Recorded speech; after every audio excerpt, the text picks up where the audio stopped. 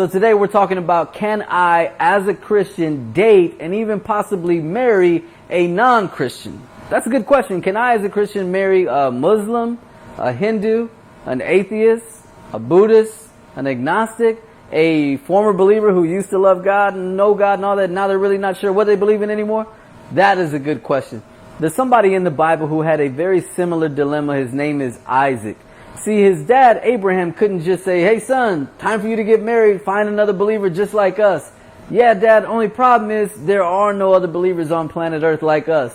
Oh yeah. See, there were no other believers like Isaac who believed in the one and only true God. Abraham, Sarah, and Isaac, they were actually the only people on planet Earth who believed in the one true God. So, what Abraham did was he told his servant this. He said, go find a wife for my son, but do not, I repeat, do not get a wife for my son from the Canaanites.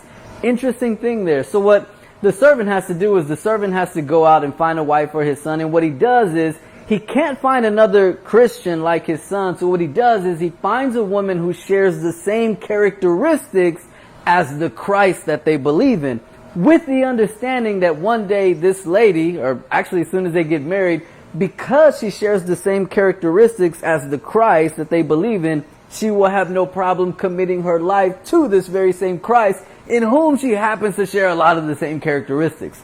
So that's kind of a good understanding or a good way to approach the Christian faith. I've seen a lot of people who, they're Christian, but they're dating someone that's not a Christian, and they'll tell them, I don't mind getting married, only with the understanding that you are going to become a Christian. You have to follow Christ. You have to follow Jesus.